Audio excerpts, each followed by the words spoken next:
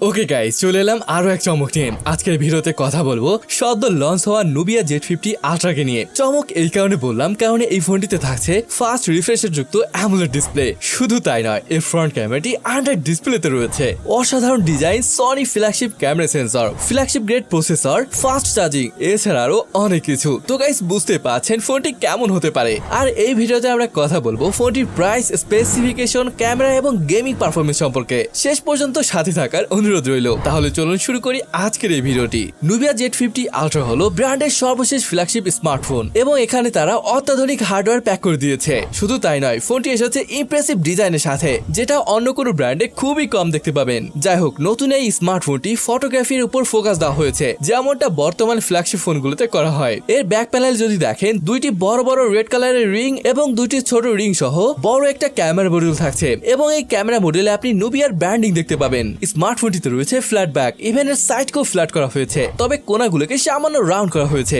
সব থেকে আকর্ষণীয় জিনিসটা সামনে রয়েছে। যেমনটা বলেছিলাম, এই ডিভাইসটিতে একটি আন্ডার ডিসপ্লে সেলফি ক্যামেরা থাকবে এবং এটি কার্যত অদৃশ্য থাকবে। গাইস, এর মানে হলো আপনি একদম কাট আউট ফ্রি ডিসপ্লে পাচ্ছেন। যদিও কনসেপ্টটি বেশ দারুণ, we still don't expect good selfie from it. Ports and button নিয়ে বললে, রাইট সাইডে দেখতে পাবে নোটিফিকেশন বা অ্যালার্ট স্লাইডার, সাথে রেড কালারের পাওয়ার বাটন এবং উপরে ভলিউম বাটন রয়েছে। লেফট একদম ক্লিন এবং উপরে থাকছে আয়ার ব্লাস্টার। বটমে রয়েছে sim tray, primary mic, USB type C port এবং স্পিকার গ্রিল দেখতে পাবেন। গাইস, এবার আসলে ডিসপ্লে নিয়ে কথা বলি। ডিসপ্লেটি দেখতে কিন্তু খুবই সুন্দর লাগছে, কোনো প্রকার নস নেই, কাট আউটও নেই, একদম ক্লিন। তাছাড়া বেজেল বা চিনের দিকে যদি লক্ষ্য করেন, দেখবেন খুবই পাতলা, একই সাথে একদম সেম সাইজের, যেটা এই বড় ডিসপ্লেটিকে আরো বেশি সুন্দর করে তুলেছে। এখানে থাকছে 6.8 ইঞ্চের full HD plus AMOLED display, যেখানে রয়েছে 120 হার্জ এর ফাস্ট রিফ্রেশ রেট। ডিসপ্লেটিতে রয়েছে 1440 হার্জ এর PWM dimming feature and UL eye protection certificate. ডিসপ্লেটিতে HDR10+ এর সাপোর্ট রয়েছে। আর যদি বলি ব্রাইটনেস নিয়ে, এটি বেশ ব্রাইট। এখানে 1500 নিটস পিক ব্রাইটনেস রয়েছে, যার ফলে ইনডোরে প্রবলেম হবেই না, আউটডোরে বা ডাইরেক্ট সাইলাইটে তেমন প্রবলেম হবে না। স্পেসিফিকেশনে যদি বলি, এখানে থাকছে লেটেস্ট Snapdragon 8 Gen 2 এবং এখানে RAM টাইপ LPDDR5X এবং UFS 4.0 স্টোরেজ টাইপ রয়েছে। ফোনটির আন্তর্জাতিক স্কোর 1.2 মিলিয়নের উপরে এসেছে এবং গিগবেঞ্চ স্কোর সিঙ্গেল করে 1422 এবং মাল্টি করে 5079, যেটা বেশ ভালো স্কোরই বলবো। আর এই ফোনটির গেমিং এ যদি বলি, high end game Genshin Impact high সেটিংসে 50 মিনিট গেম প্লে করার পরও এভারেজ ফ্রেম রেট 60.1 FPS পর্যন্ত এসেছিল।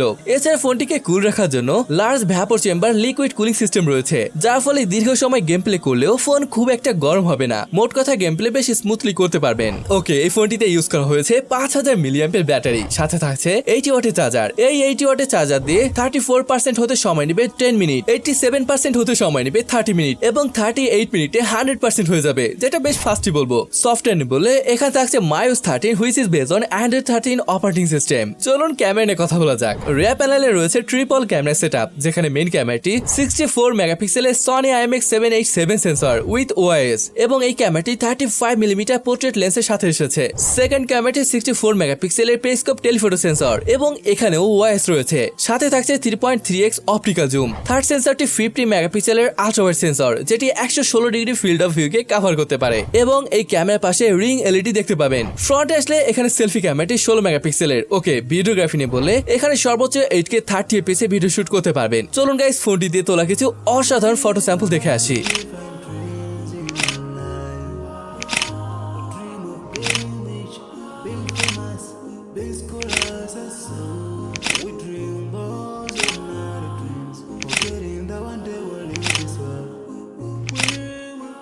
তবে গাইস, এখানে একটা কথা বলতে হচ্ছে, এটি যে সাবজেক্টকে সিলেক্ট করে দেওয়া হয় ওইটাকেই সবসময় ফোকাসে রাখে, যেমনটা এখানে দেখতে পাচ্ছেন। ব্যাপারটা বেশ দারুণ।